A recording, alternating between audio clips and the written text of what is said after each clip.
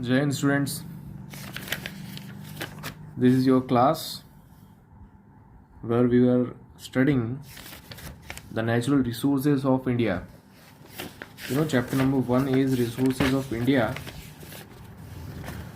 Here it is, the very first part, and the next lesson will be the second part of it, that means Resources of India, same. Okay, so in the last class we studied about the problems of forest resources.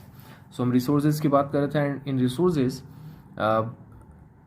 we were discussing about a particular resource, that is a forest resource, and what all are the problems related to the forest we studied in the last class. So today we are going to before that you have to understand that you could not you might not be able to understand the topic or the subject in one or two go.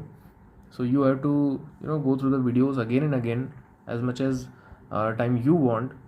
Go through it and revise the previous class before starting this class. Okay, go through the previous topics, revise them, and then come to here so that it could be easily remembered. So conservation of forest in India. If we talk about in India, British India, so first policy was made in 1894, and they established forest department in every state for the protection and development of forest. There were two main objectives. Number one, revenue collection, and second is conservation of forest. दो चीज़ें थी. They established department of forest in every state. जितने भी state है सब में forest department बनाया गया. दो उद्देश्य थे. फॉरेस्ट डिपार्टमेंट रेवेन्यू कलेक्ट भी करता था और फॉरेस्ट को कंजर्व भी करता था. So two objectives. So in 1950 after independence central forest board was established. New forest policy was made. इसके 4 पॉइंट थे. Forest area should be increase to 33.3%, and forestation भी इसका उद्देश्य था, प्रोटेक्शन भी था, एंड फॉरेस्ट्री रिसर्च, फॉरेस्ट पे research करना भी इसका उद्देश्य था. सो टोटल मेन 4 इसके उद्देश्य थे. And the policy was revised. इसको वापस से कुछ चेंजेस किए गए 1988 में 7th ऑफ दिसंबर को. So the main M of this policy was protection, conservation and development, 3 of the things of forest. So the policy holds the objectives which are as follows. Number 1, maintenance of environmental stability through preservation and restoration of ecological balance. So environmental stability को बनाए रखना कैसे? Ecological balance को का preservation और restoration करके. यानी कि एनवायरनमेंट स्टेबल कब होगा? जब हम इकोलॉजिकल बैलेंस बना करके रखेंगे. एंड उसके लिए क्या ज़रूरी है? फॉरेस्ट का protection. Second point was conservation of natural heritage. Okay, natural heritage में जितना भी है, चाहे वो जंगल हो, कोई स्पेशल टाइप की ट्रीज हो, या फॉरेस्ट खुद एक हेरिटेज है, तो ये सारी चीज़ों को प्रोटेक्ट करके रखना, ये भी इसका एक इम्पोर्टेंट ऑब्जेक्टिव था. Then check on soil erosion and denudation in catchment areas of rivers, lakes and reservoirs. So, soil erosion is also a big problem for, in forest areas as well as the mountain areas and on plains also. So for humans it is a big problem. So what we added in this particular forest policy, that we have to check soil erosion, ताकि यह जो soil है नदियों के through बह करके reverse, lakhs या रिजर्वोर्स में जा रहा है, उसको जाने से हम बचाएं. Then next point, check on extension of sand dunes in desert areas of Rajasthan along the coastal tracks. तो राजस्थान के आसपास के जो एरियाज हैं उसमें सैंड एरियाज या सैंड ड्यून्स के, यानी कि जो रेत के पहाड़ बन जाते हैं, रेत आपने रेगिस्तान देखा होगा इन द मूवीज़. सो उसका जो एक्सटेंशन है, जो रेगिस्तानी एरिया बढ़ता जा रहा है रेत के कारण, उसको चेक करना, यानी कि रोकना. Substantial increase in forest tree cover through massive afforestation and social forestry programmes. So forest का जो एरिया है उसको बढ़ाना through different programmes like social forestry programme. Okay, then steps to meet requirements of fuel wood for the minor forest produce and timber for tribal and rural populations.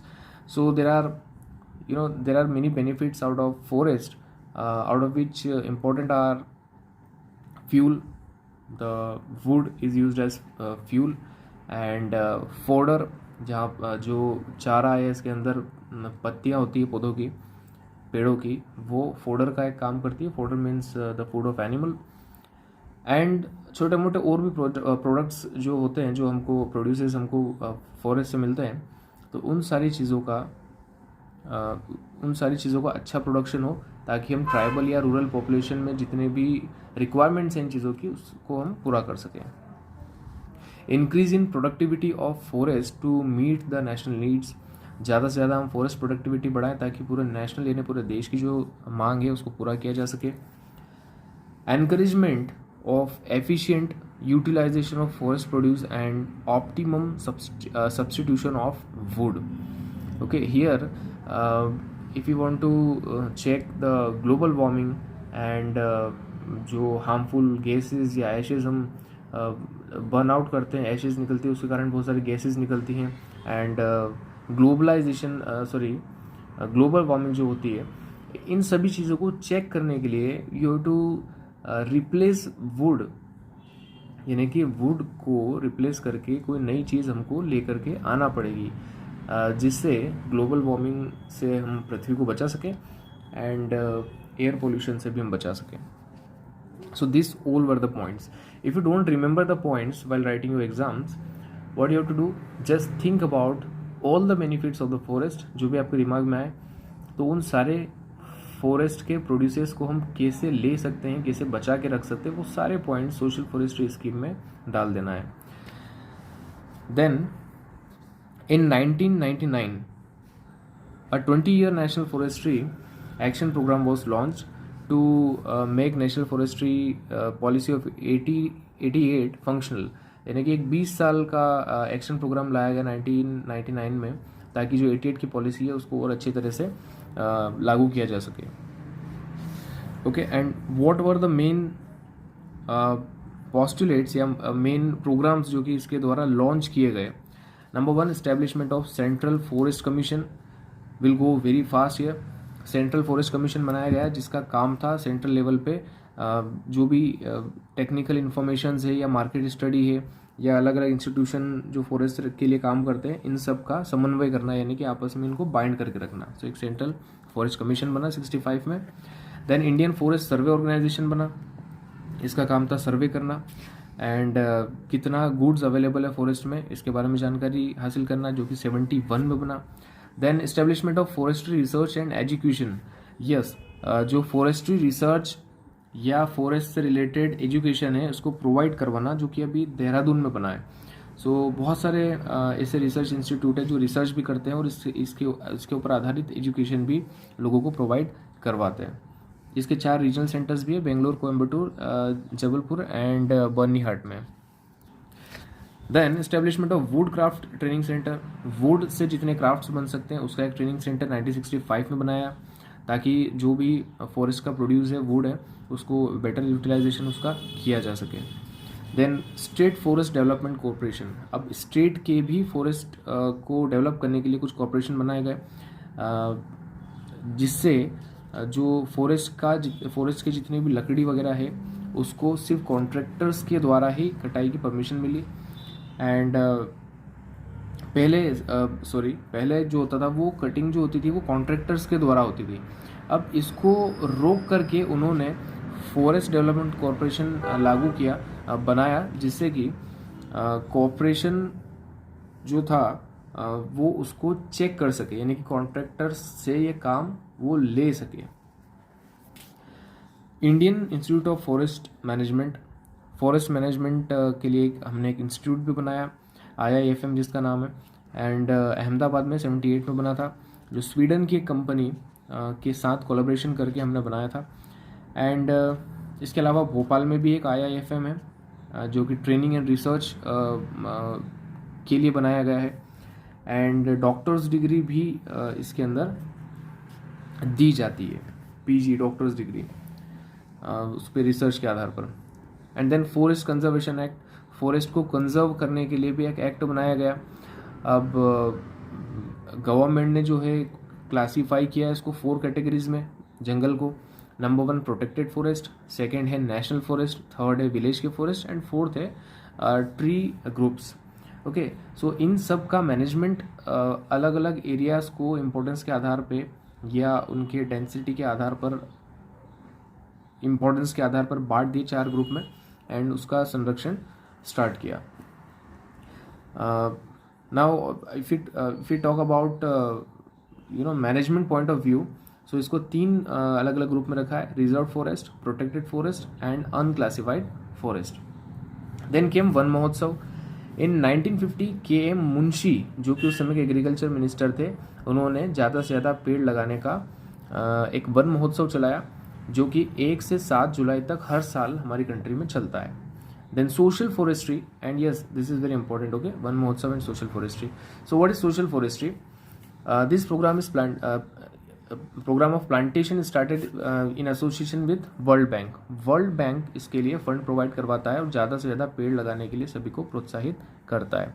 कौन से areas में? ज़्यादातर वो एरिया जो कि वेस्ट लैंड है, जहाँ पर जो कोई काम नहीं आ रहा है, जैसे कि रोड का साइड हो गया, रोड के बीच वाला एरिया हो गया, 2 जैसे 4 लेन के बीच में जो एरिया होता है उसमें, या सरकारी और ज़मीन जो ज़्यादा प्रयोग में नहीं आती है.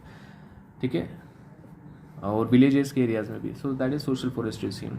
1 tree for 1 child, that means 1 tree 1 child के लिए स्लोगन दिया गया कि आपका अगर एक बेटा है, बेटी है, तो उसके लिए एक ट्री लगाओ. यानी कि 1 ट्री फॉर 1 चाइल्ड का एक नारा दिया गया.